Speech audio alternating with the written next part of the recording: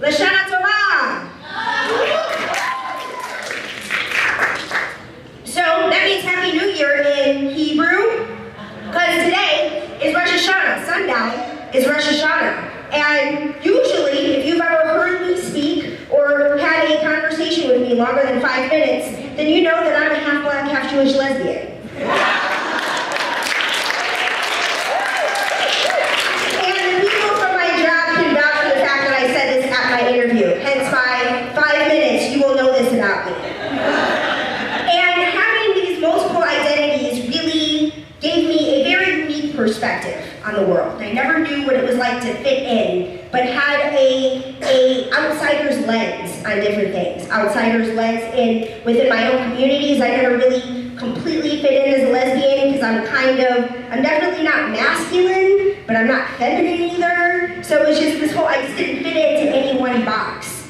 And, say it again? You're a badass. I'm a badass, I appreciate that. But I wasn't originally. Back then, when I was struggling with identity, I didn't feel like one. I didn't feel like I fit in. And in my mind, the best way to change the world around me, because basically what I felt like was, especially back then, when it wasn't legal for gay people to be married, I felt like as a black person, as a Jewish person, as a gay person, that I just wasn't allowed to be free in the country that I lived in. And for me, it was really important to be a voice for change, be a voice for equality, because literally my skin depended on it. I had skin in the game.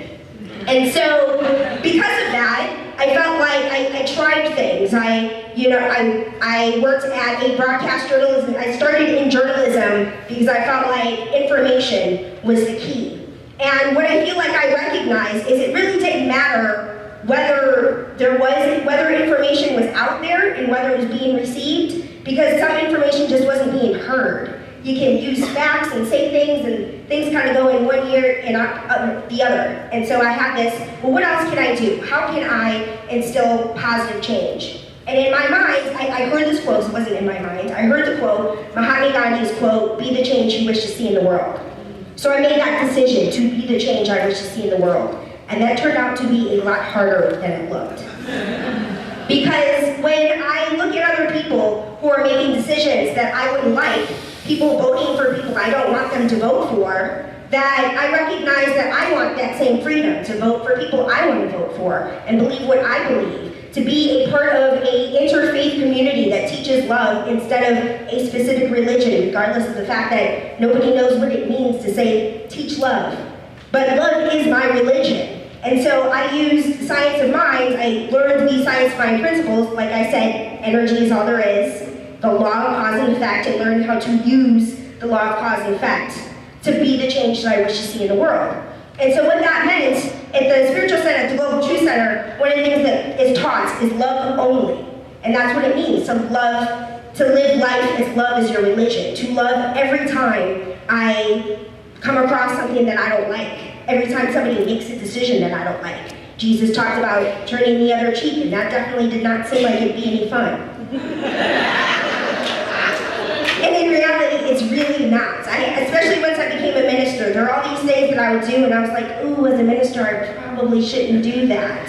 I'm somebody who fights over a parking space. I had this one time where I got into a serious fight over a parking space in Santa Monica. And Santa Monica doesn't really do fights on the street. It was like a fist fight or anything, but she turned out she was from Chicago too, so we had this like Chicago aggression going on in the parking space. And I had this moment of like, oh, that's not what being the change I wish to see in the world looks like. And of course, I was with my wife, parked the car. I got the parking space, because come on. And so parked the car. Turns out this woman was going to the exact same restaurant that we were going to. And we had a choice of sitting right next to her or the table by the door that was super drafty. And my wife was like, no, I'm not sitting next to her. So it's like, okay, well, I will take the drafty seat and have everything blowing at me. So if there's ever any indication that I was not being the change that we should see in the world, the wind was reminding the hell out of me every moment. And so I was like, okay, I wrote on Facebook, like, it's cool that I fought over this parking space, right? Like, I'm still a good minister. And Facebook was like, yeah, you deserve that parking space. And my Aunt Cynthia Cynthia lost her husband this week, and I had the pleasure of going to Chicago and just being by her side, and so grateful for the fact that my company was said, do what you need to do. Like I said, all right, I'm not coming in tomorrow, and I was on a plane the next day, stayed as long as I needed to stay, because they said I could. And my Aunt Cynthia, sweet Aunt Cynthia said, come on, Karen, you know better. Yes, I know you believe you deserve that parking space, but you know better. So, wrote this on Facebook, and I walked over to the woman, and I said, you know, that was just inappropriate. I shouldn't have threatened to run you over with my car. I wish I was playing, like I really did that. So, she said, well, I was in the wrong too, because she was in the wrong, which is why I threatened to run her over with my car. And that's how I found out that she was from Chicago, and she got the chef to buy us drinks, and the whole thing turned out exactly the way it should, because I made the decision to recognize that when I choose love, to recognize that I can be on a stage and almost fall off, and that's just what's going to happen. Today, I helped with teen camp, the teen group at the Global Truth Center this morning, and we had this exercise where there was a ball and a piece of wood, and we were supposed to balance on it to talk about some lesson in balance. Very first thing I did, stepped on the board, circle went that way, me and the board went this way, and the teen group looked at me like, jaws on the floor, but they didn't mention it when they had to talk about teen groups. Today I'm very grateful they did not bust me out on stage when they said, what did you learn today? I learned not to do that. I should have. When I did it, they were looking at me like, I don't think that's a good idea, and I demonstrated that it was not a good idea. But I didn't recognize that I have to choose to be a badass every time I almost fall off the stage. I have to choose to be a badass every time I threaten to run somebody over with my car. That I have to choose love instead.